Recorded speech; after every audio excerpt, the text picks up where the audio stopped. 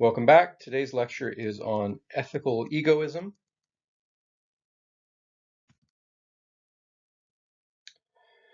So, Rachel sort of sets up the ethical egoist view um, by thinking about just sort of the fact that there is lots of suffering in the world, right? So, every year, close to 6 million children die for entirely preventable reasons, right? In many countries, there's just simply not enough food or medical treatment.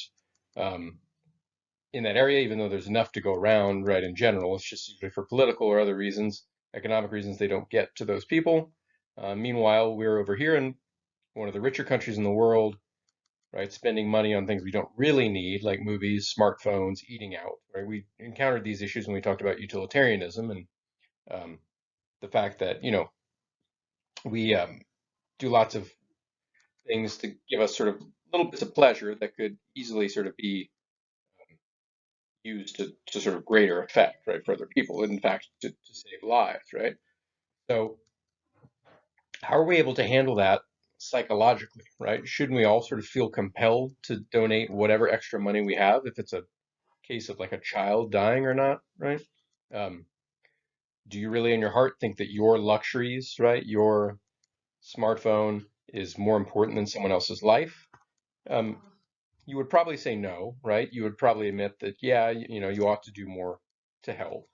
Um, but in fact, you don't, right? And all of us, right? I'm not picking on you in particular. Um, Realistically, most of the time you don't think about it, right? In your everyday life, when you're thinking about the things you want or need, um, people on the other side of the world that are suffering are not sort of in your mind at all, right? They're at best a sort of statistic to you that you read occasionally in a newspaper. Um, you're not that, you're not necessarily a bad person, or you don't want to, we don't like to think that we are, right? But certainly if there was somebody directly in front of you, right, who was injured, dying, and needed help, you would probably be very likely to sort of stop whatever you're doing in that moment and do whatever you could to help them, right? Maybe even if it involved, I don't know, breaking your smartphone or something, right? You would typically, when it's right in front of you, you're certainly more inclined to help in that situation.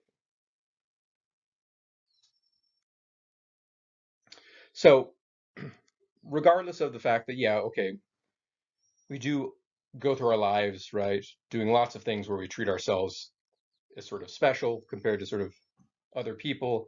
Um, Most of us would agree that we do have some responsibility to others, right? So if you can save someone's life and it won't sort of, I don't know, sacrifice your own life or something of equal value, most people say, yes, of course you should do it. Um, that's sort of everyone's, I think, intuitive view, or at least the way they behave. Maybe, right, they feel like they could behave better or worse, but usually we don't think of ourselves as sort of monsters. Um, that view brings out some of the selfishness, right, that is involved in our own sort of everyday ethical thinking. And so the view ethical egoism sort of takes that little nugget of truth about the way we think about ethical decisions often and pushes it to its limit, right? So that the claim of ethical egoism is that your only moral duty is to pursue your own interests.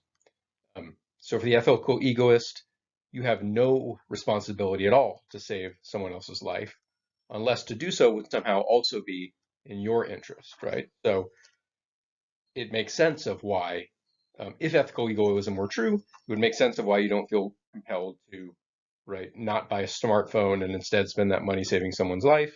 According to the ethical egoist, you have no responsibility to those other people.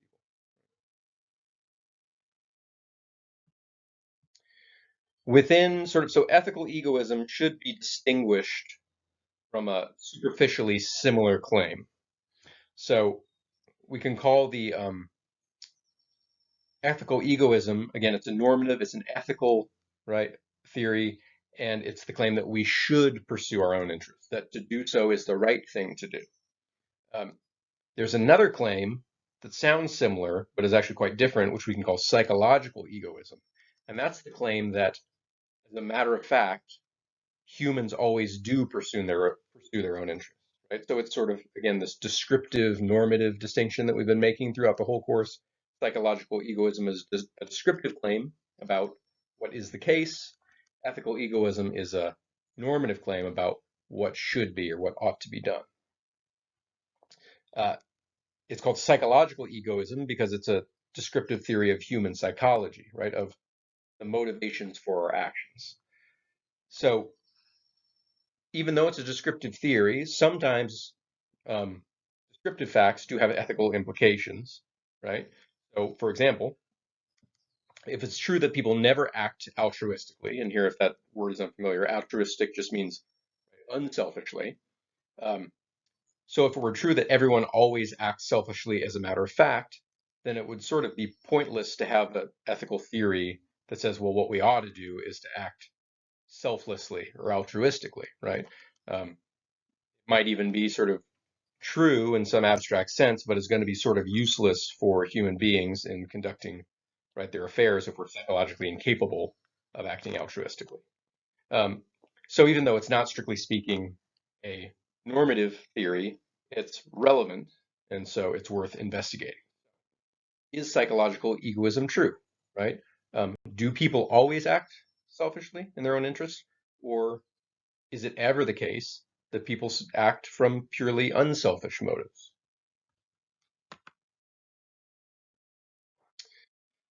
So since right psychological egoism is such a extreme claim, right? It says people never act altruistically, then it seems like we just need one example um, of altruism, right, in the wild, and that would seem to refute psychological egoism. So here's one example.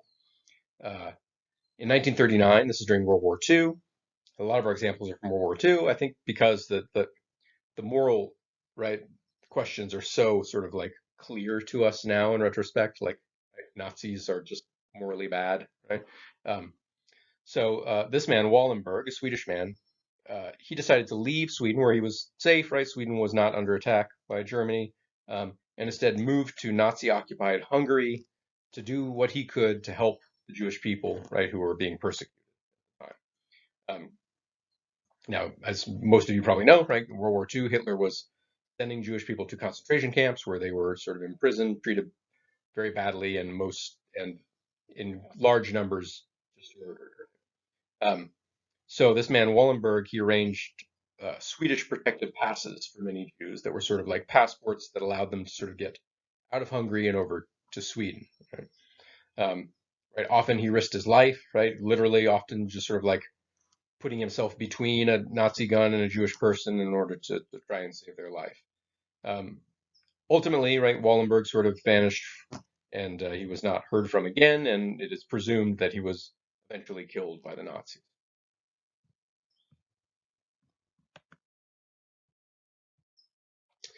And I said we only need one example to refute psychological egoism, but in fact, there are many similar examples, right? At least 22,000 other Gentiles, so Gentiles just means non Jewish, um, engaged in similar actions, right? Risky actions, right, that were not sort of required, like they would have been relatively safe, but they put themselves in danger in order to try to save Jewish people. And beyond that, 22,000 that put themselves in extreme risk. There were millions of people who every day, right, who do things like give blood, volunteer at homeless shelters and hospitals, read to the blind, and so on. There are even right, very wealthy people who give away their entire fortunes to help the needy. Um, Famous in philosophy, Ludwig Wittgenstein was born very rich and he gave away all his money. Um, so things like this happen, right? And it um, seems to, as far on the surface at least, seems selfless. It doesn't seem like clear what they're getting out of that. It seems like they're just giving to other people, right, without thought for themselves. And you don't even necessarily have to be rich or special. Like even right, working class people often save what little they have and try to contribute that to worthy causes, right? So have have we done it? Have we refuted psychological egoism? Shall we move on? Well, not necessarily, right? There's another way to interpret this seemingly altruistic behavior.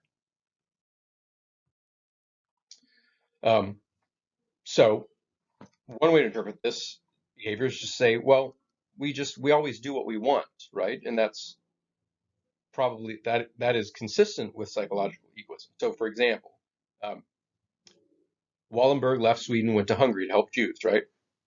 Why? because he wanted to do so, right? Um, he made that choice, right? This was his desire, right? Was to help people. Okay, are we supposed to be praised, right, or somehow marked out as special or altruistic just for doing what we want to do, right? Isn't that what everyone does, right? So um, some people want to eat a lot of food, right? And some people want to hoard money, and some people want to help the poor. But in each case, they're just doing what they want, right? And they're getting whatever satisfaction comes from doing what you want. So what's the difference, right? Um, on this interpretation, right, the person who gives to charity is no more or less selfish than the person who, takes that same money and buys jewelry for themselves. Again, they want to do stuff, they do what they want. Different people have different desires. It doesn't make them special, better than the other. Um, okay, maybe, right? That's one interpretation. If that's so, then maybe psychological egoism is still true, right? Despite this fact that uh, many people appear to engage in altruism, right? There is an objection to this interpretation, however. Um, that's not the only interpretation of what's going on, right? Um, Often it's not necessarily true that everyone always does what they want to do, right? Um, Sometimes there's a conflict between what we want to do and what we know we ought to do. And often we do the right thing not because we want to, but because we know we ought to, and we actually do the opposite of what we want, right? So you promise to help your friend move, right? Um, if you keep the promise, it's probably not because in that moment, right, when the day came to help them move, that you had a strong desire to help them move. You probably had a greater desire to just stay home and watch TV on your day off, right? Um, no, right? You made a moral choice to go help your friend, right? And you did actually the opposite of what you desired. So if that's the case, and if that's the right interpretation of Wallenberg and all these other altruistic things, then it's um, uh, now those examples now do in fact seem to be to refute psychological egoism.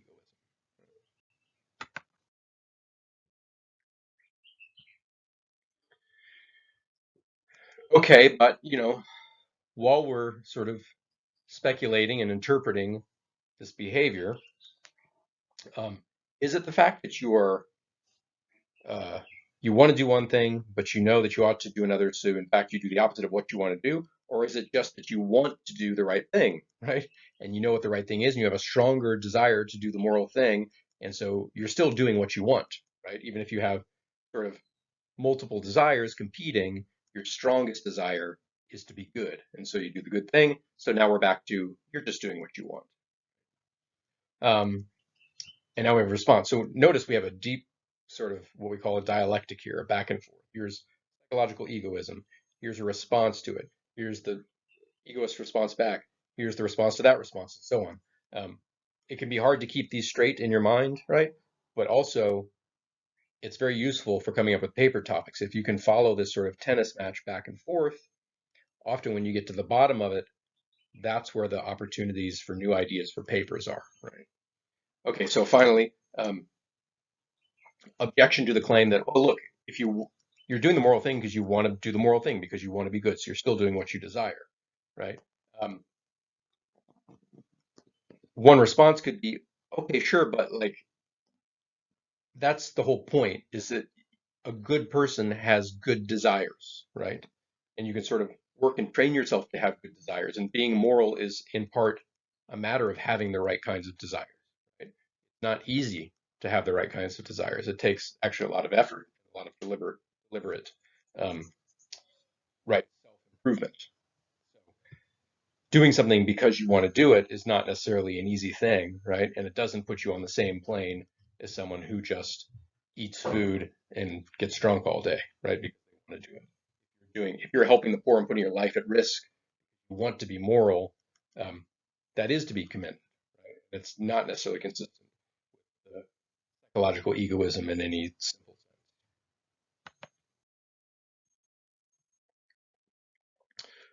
sense. Okay, let's consider another argument for psychological egoism. Instead of saying we always do what we want, right? You could say something slightly similar but slightly different, which is we always do what makes us feel good, right? Sort of a hedonistic version. psychological egoism. Remember, we, we encountered the term hedonism when we talked about utilitarianism, pleasure. So, as an example of this sort of psychological egoist account, um, Rachel tells a story about former President Abraham Lincoln. So, in a newspaper in the 19th century, they reported this little anecdote about Lincoln, right? So he's on a train, having a conversation with a stranger on a train, and Lincoln, right, in this argument is arguing for psychological egoism. He's saying, look, people always do what's in their best interest. And while they're sort of in a conversation, he looks out the window, he hears maybe the distressed oinks of a mother pig, right? And he looks out and he sees that this mother sow is in distress. Her piglet is stuck in the mud. She can't get her out, right? Um, so Lincoln says, hey, whoa, whoa, whoa, stop the train, jumps out, saves the pig, gets back on the train. All right, let's keep going. What were we talking about again, right? His neighbor says, wait a minute, you were just saying that everyone is selfish all the time. Everyone's motivated by self-interest, and you just did an altruistic thing. You just saved that pig. What was so selfish about you saving that pig?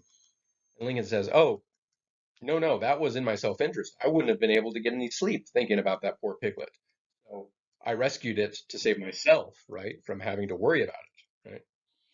So you may notice here like a general strategy, right, where in the previous arguments, the back and forth, right, where this is all about reinterpreting people's motives, right? And it seems like you can interpret them either way just as easily sometimes. So the general structure of these arguments, right? So we have this claim, psychological egoism, everyone always acts in their self-interest. And then you have this sort of empirical fact that like, well, it seems like people often act in ways that don't appear to be in their own interest, right? They don't appear to be selfish. Psychological egoist always has the option to sort of reinterpret that behavior in a selfish way. So maybe Wallenberg wanted to be a hero, right? That was his greatest desire, was to, right, do something in life of note, right, that was important. And, um, uh, his opportunity, right, during World War II in saving Jewish lives, right? Um, Mother Teresa, who I think is now, I don't understand all the controversy around here, right, around her. But at any point, at one point, she was held up as a person who was very selfless, right? But uh, she seems to have done a lot of helped the poor, right? But you might say, well, yeah, because she thought she wanted to go to heaven, right? She knew that if she did a little work now, she was going to spend eternity in heaven. So what's like altruistic about that, right? She's just working to save her own soul. Um, and sometimes doing good just feels good, right? If you've ever done it, sometimes the idea of like getting out there and doing charity work or whatever doesn't feel good, and then afterwards, if you've ever done it, sort of you feel sort of exhilarated, right? And you can, um, in the end, it feels much better than if you'd sat around and watched TV instead, right? Um, so, right, there's many different forms this reinterpreting motives could take, right? And the psychological egoist always seems to have this option to reinterpret your motives as selfish, right? Um, but you might just respond in general to this strategy that, like, look, having some selfish motive doesn't entail that this is sort of the only motive, and more importantly, it doesn't entail that it's the one that caused the action, right? So Lincoln saved the piglet, right? And it may be true that saving the piglet might help him sleep at night. But that doesn't mean that that was the only reason that he saved the piglet, and it doesn't even actually mean it's necessarily what we call the motivating reason, but one that actually ends up causing his action, right?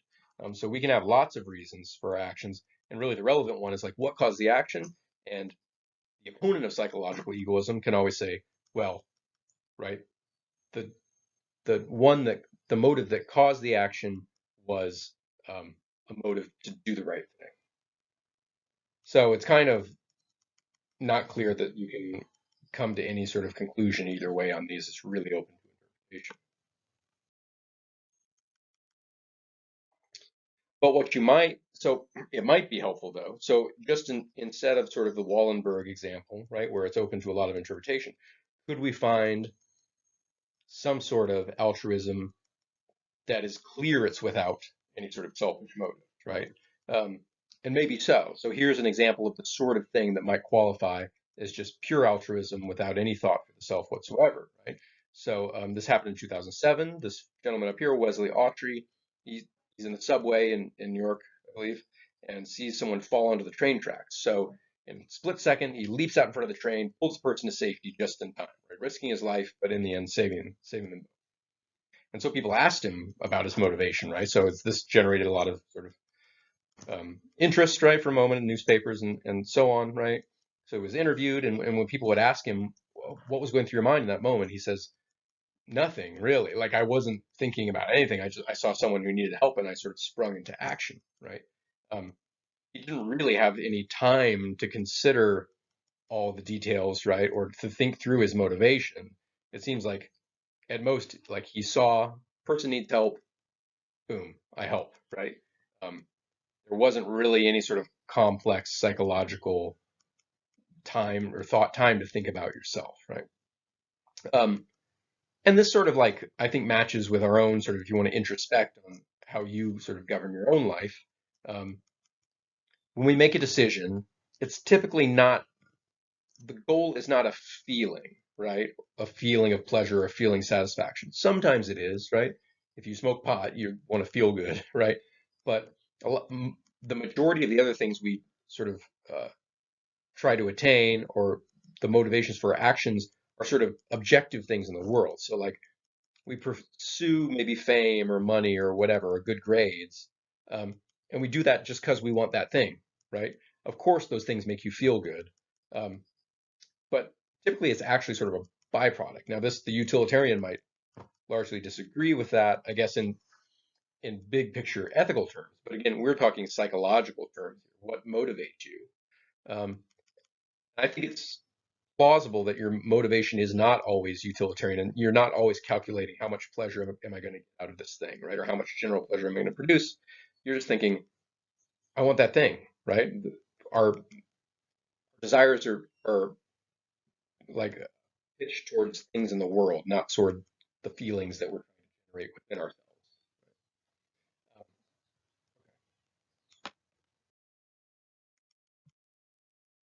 So that was all psychological egoism, right? So have we refuted it definitively? Not necessarily, right? But it wasn't really an ethical theory in the first place. It was just, if it was sort of incontrovertibly true, then it would seem like um, any other selfless form of ethics would be pointless because we could never actually accordance with it, right? So if we've cast enough doubt on psychological egoism, we can at least say it's an open question, right? And that like it might be the case that ethics, right, acting ethically and altruistically is possible. Hopefully, we've at least opened up that possibility. Okay, so given that, now we can investigate the actual ethical uh, account of ethical egoism, right? Normative account as opposed to descriptive. So ethical egoism, unlike psychological egoism, is not the claim that we, in fact, do always pursue our own interests, but that is what we should do. The right thing to do is um, that makes it a moral theory proper, not just a psychological theory, right? Um, Now, to clarify, it's not the claim that you should never help other people, right? Or that you could never, or likewise, it's not the claim that in addition to helping others, you're allowed to pursue your own. What it says that is that insofar as you have any moral duty, right, that duty is to help yourself. You can do all kinds of other things, right? Those are kind of irrelevant to morality. Morality says help yourself. Anyway, Larry David and Curb Your Enthusiasm. He may be in that show. You may consider him an ethical egoist, um, a comedic one. Okay, so if ethical egoism is the claim that you should pursue your own interests, it's worth asking how do we define our interests? Right? Um, it's not the claim that you just should do whatever you want in the moment, right? So maybe it would feel really good to just shoot heroin all day, right? Um, but in a larger sense, that's not in your interest, right? So you can think of our interests in a more long-term sense as like what would be best for you overall, right? So a woman doing push-ups, it doesn't look like she's having a good time, but it may nonetheless be in her interests, right, to keep doing those push-ups over the long term to build and all that stuff, right? It endorses selfishness, not foolishness, right? So to simply do whatever feels good in the moment is not selfishness, really. It's foolishness.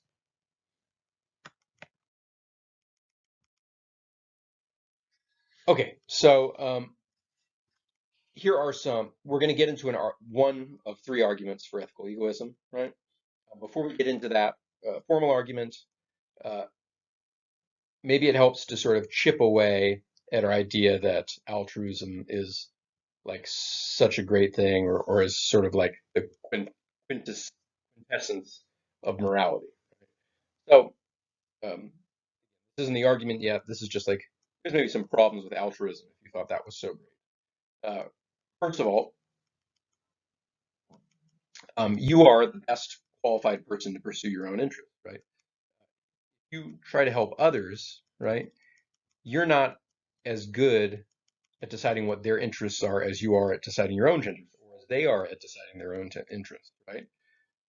So if you go around trying to help others, you might help them, but you also might just hurt them and mess it up because you just, again, you don't have access, uh, right, to what's in their interest as well as they do, right?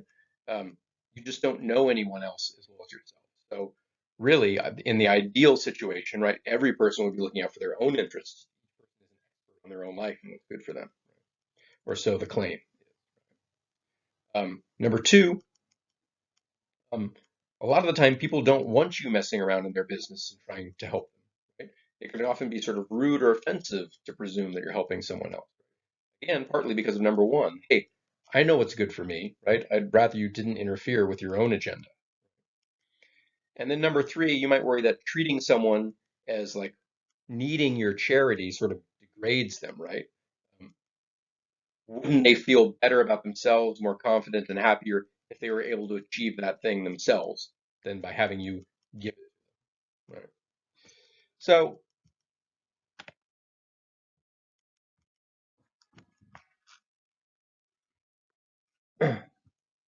that sort of background, right, sets us up for um, a more formal argument against altruism and for ethical egoism, right? Um, Now, those claims, you obviously might challenge them, right? So, like, for example, if someone's starving, or say you're starving and someone gives you food, right? Are you really going to resent them for not letting you get your own food, right? Maybe, probably not, right? It sort of really depends on the circumstance. But those are some general points, again, just meant to sort of like push back on the idea that altruism is always good, right? Maybe there's some problems with it. So here's the more general argument that altruism is self-defeating. Premise one, we ought to do whatever will best promote everyone's interests. So this is, again, this is not yet ethical egoism, right? This is just a normative claim that seems very plausible. Yeah, we want everyone's interests to be furthered. Um, it's sort of a form of general consequentialism, right? That doesn't defines people's interests very generally. Number two, the best way to promote everyone's interests is for each person to pursue their own interests. So this follows from the considerations on the previous slide, right? That look, messing around in other people's business, you're just as likely to mess it up or to insult them and so on, right? So if the goal is for everyone to promote their interests, the best way to do that is to have each person pursue their own. And with those two, you get the conclusion then, okay, each person should pursue their own interests. That is ethical egoism.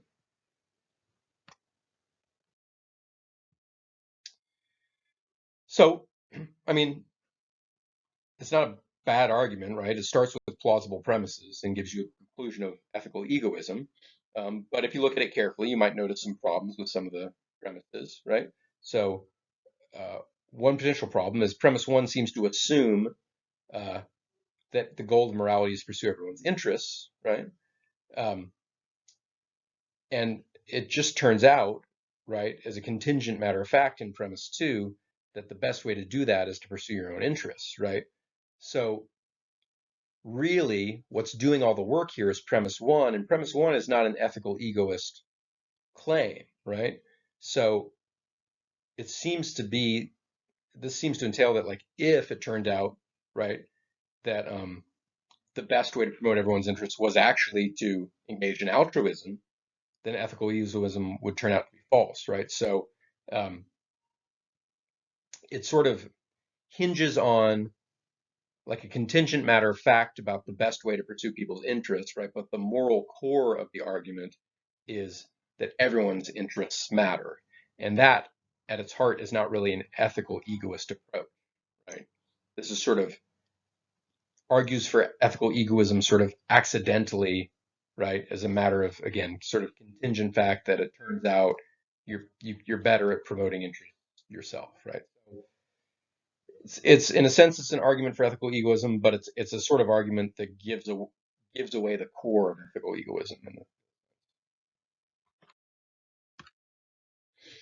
Um, we can sort of find another argument for ethical egoism uh, in the writing of Ayn Rand. So, or some people pronounce it fine. At any rate, she was not strictly speaking a philosopher, right? She was a novelist, and so she's not often discussed in philosophy courses, but she certainly was an ethical egoist. And in some of her writings, she did offer a sort of original argument for it. So she's worth looking at for sure. So she had a problem with altruism. She thought that it sort of denied the value of the individual, right? So if you want to be an altruist, it sort of makes the purpose of your life sacrificing your life, right, for other people. Um, and by sacrifice, she doesn't mean necessarily sort of dying, right? Although it could be, right? But she means more sort of sacrificing your own interest and your goals for others, right? Um, and she thinks that is just a terrible way to live. It sort of like just contradicts the whole point of living, right? So she thinks that, look, she has a she thinks highly of sort of the individual and the individual's freedom, right, and their own value as like a unit of consciousness in this world, right? Um, and she thinks the only way to respect that value is to for you to live your life however you see fit, right? To engage your own interest and to just sort of like ignore your own interests and instead sacrifice them for other people. She thinks is just a perverse way and just sort of a wrong way to approach life.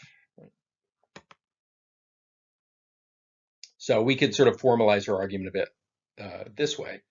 So premise one, each person has only one life to live.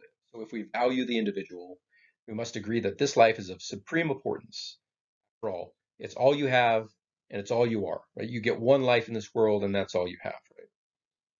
Premise two, the ethics of altruism regards the life of the individual as something to be sacrificed for the good of others. Therefore, the ethics of altruism doesn't take seriously the value of the individual, right? Um, Ethical egoism is, in fact, the only moral theory that does value the individual, does take that seriously. Right? Thus, we should accept ethical egoism, right, as a moral theory, as the only one that is sort of appropriate to the circumstances.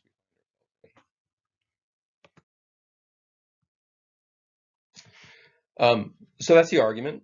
And again, not implausible, right? You have to accept her sort of premise about it's sort of a bit of an existentialist. I don't know if you read Sartre or anything like that.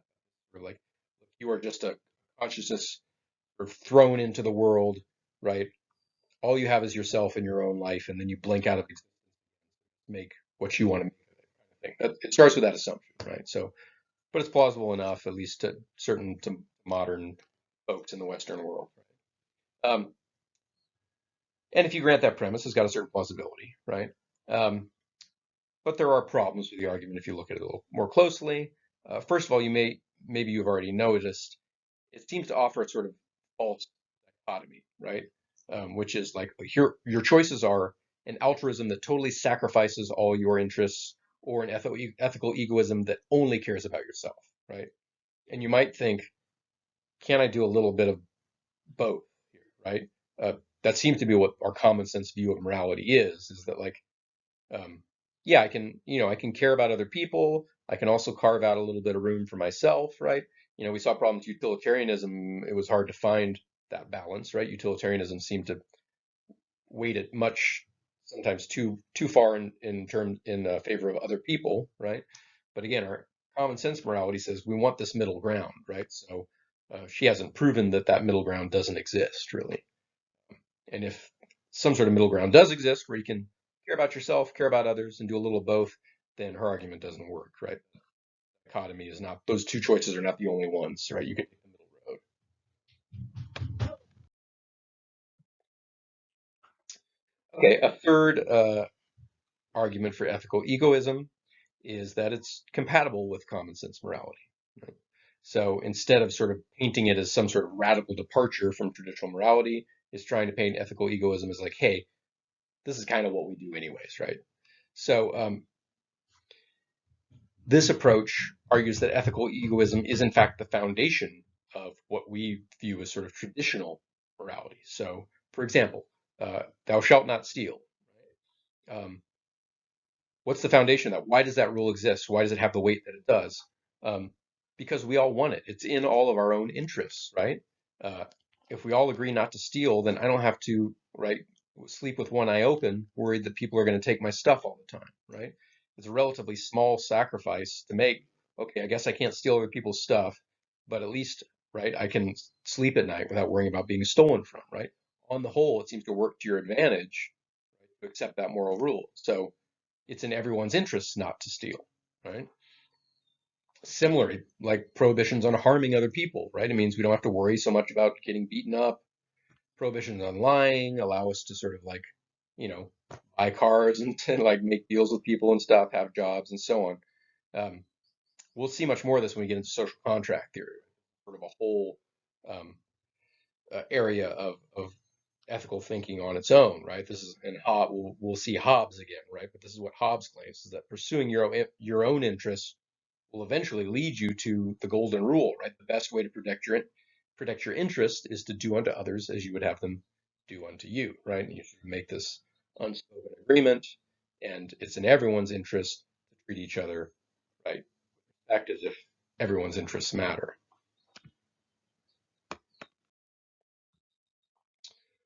Okay, so again, perfectly plausible argument, right? Reasonable premises. Um, but if you think about it a little harder, you can see some problems with it, right?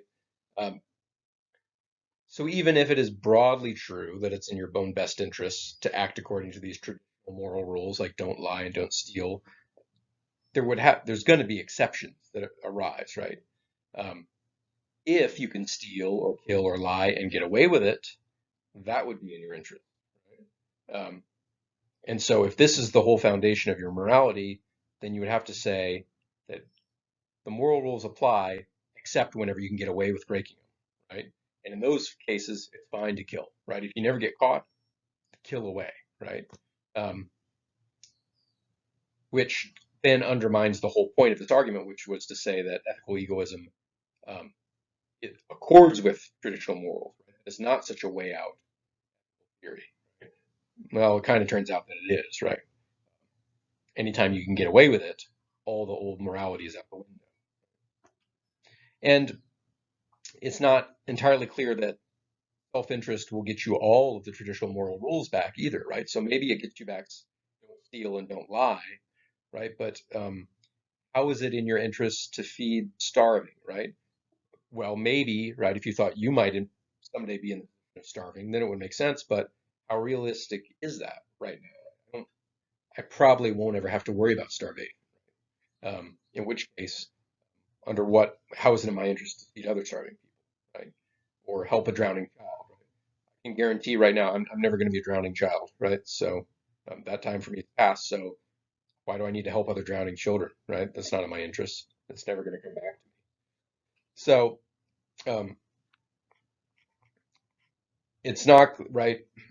Again, the point of this was to sort of paint ethical egoism as not so crazy, right? It's the same as traditional morality. It's just actually the foundation. But it turns out that it's pretty different from morality. You try to use self-interest as the basis. Um, you're going to end up with something in some certain circumstances looks pretty similar, right? Traditional morality, but in other circumstances get.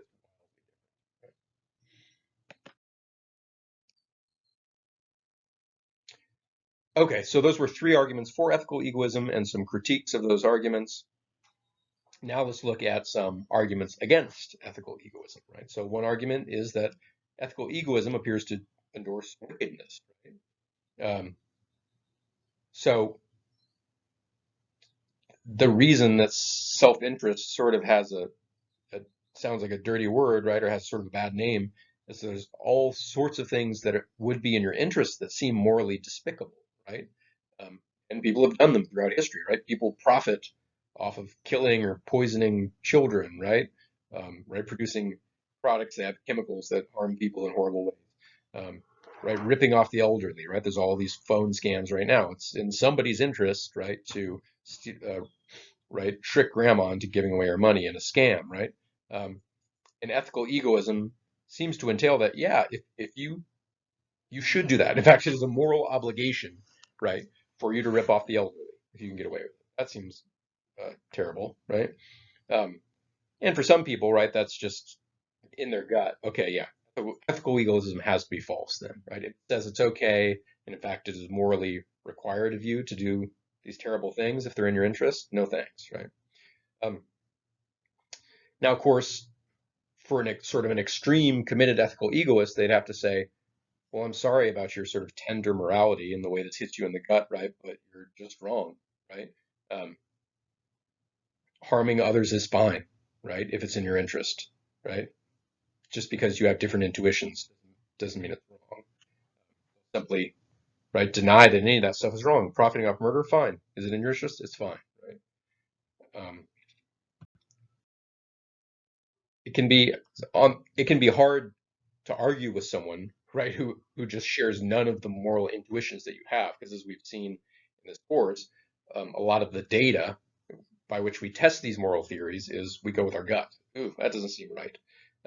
So when you have something so way out as ethical egoism, where it says, "Oh yeah, yeah, killing people is fine, right? If you make profit off of it," um, it's hard to even know how to argue with that person, right? You don't even share any sort of common premises, right, that you can even start an argument, right? It's like talking to an alien. Okay, here's another argument against ethical egoism. This argument is that ethical egoism is arbitrary. Uh, so, why do we typically think of things like racism and sexism as being wrong? Uh, if you had to think about it, you'd say something like, well, they're sort of arbitrary, right? They just pick out one group and say, oh, these groups, you don't have to treat them well. You don't have to treat them like normal people. You can treat them worse. Um, totally arbitrary reasons, right? It's not like they're worse people. It's something like, oh, their skin is different, right? Or their gender is different. Um, so the reason we think that's wrong, sort of implicitly, is that because it seems arbitrary. So you could say that we have sort of somewhere in our brains something like what we call a principle of equal treatment, is that, yeah, everyone should be treated equally unless there's a good reason not to, right? Um, we assume this principle all the time, right? It's just assumed, right? When you took this class, you assumed that I was going to act according to this principle, right? And that when two people do equal quality work, they'll get the same grade. I'm not going to read two essays, think, oh, these are both really good. This person gets an A, this person gets an F. Why do they get an F? No reason, right? That's insane, right? You wouldn't want to take this course. You wouldn't want to participate in any institution that acted that way. We assume that if I'm treating people differently, there's got to be a good reason for it, right? And the default should always be everyone's equal, right? Seems hard to construct any sort of rational system or society without assuming something like that. Um, and you can kind of, everyone, it's sort of clear that everyone believes this because even people that do advocate for racism or sexism still assume this principle of equal treatment, right? Um, if you ever ran into a racist, this is something like white people should get all the best stuff. Um, they will give you reasons why, right? They'll usually make up some sort of empirical claim, usually a false one, about why one race is better than the other and why they deserve to get more stuff, right? Um, but the very fact that they feel like they need to give a reason, right, means that they do agree to this principle of equal treatment, right? And that to just treat people differently for no reason is arbitrary. Back to ethical egoism, um, if we all agree that this is sort of a basic principle that we all believe in, this principle of equal treatment, it seems like ethical egoism violates that principle. It's Again, it divides the world into different classes of people. This one is one huge class and one tiny class. So it's me and the whole rest of the world, right? And what it's saying is, I deserve better treatment than everyone else in the world. Um, and it doesn't give a reason, right? It doesn't say I deserve better treatment because I'm more intelligent or more accomplished or anything like that. It's just says, no, because I'm me, I get better treatment, right? And that is entirely arbitrary, right? If we believe the principle of equal treatment, I need a good reason, right, to treat myself better. Um, so if, right, as we've been assuming since the first week of this class, that ethical theory needs to be grounded in reasons, right? That the whole project we're engaged in is a project of when we say this is good and this is bad, we can give reasons for why. Um, Ethical egoism seems to fail on that front. Uh, it doesn't, in the end, give any good reasons for why my interests should be pursued, right? Um, why I should violate the principle of equal treatment. Okay, so 45 minutes, not too bad.